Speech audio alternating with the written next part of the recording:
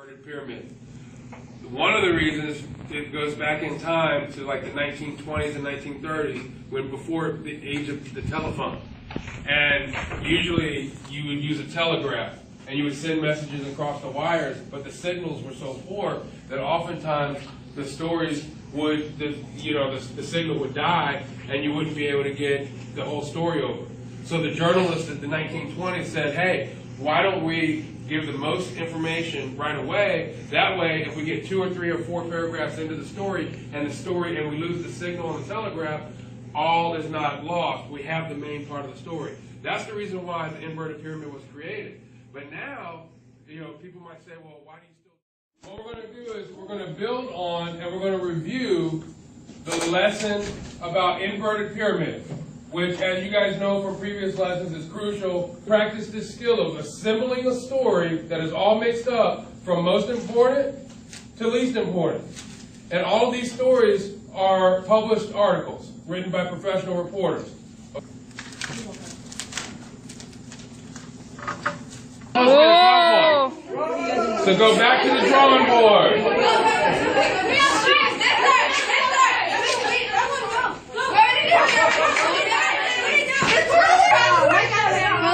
It's the fourth one.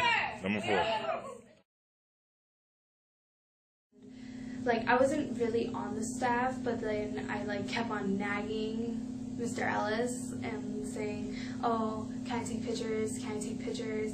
And he's like, no, not yet. And then the photographer for the football game was busy, and he's like, oh, you want to take photos? And I'm like, yeah.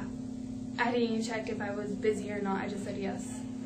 When I first got published, I was really happy. I went home, I showed my parents, and they were so proud of me. I went on my mom's Facebook and took pictures of the center spread and sent it to my family members up in Massachusetts, and they were all proud of me. Poinciana journalism experienced another special moment this year when the staff launched the first news website, not only for the school, but for the school district. And they were able to reach a broader audience, publish their stories online, bring the journalism program into the current era, and actually learn real-life applications for what journalism is today. And one reporter actually had their story picked up by the Osceola News-Gazette, and it ran on the front page of that newspaper. So that was another triumph, but that happened through the website.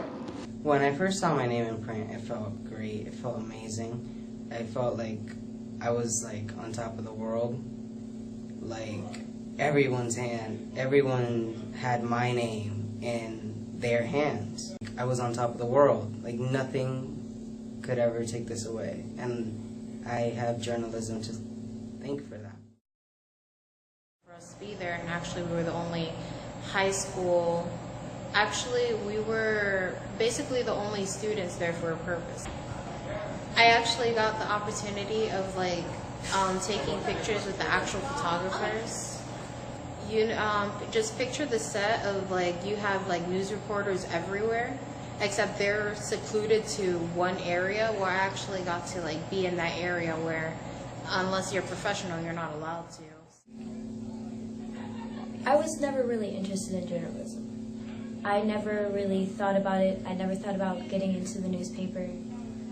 I never thought about what it meant to people. Until last year, I was in 10th grade, and I was in Mr. Ellis's class. He didn't usually have 10th grade classes, he taught seniors.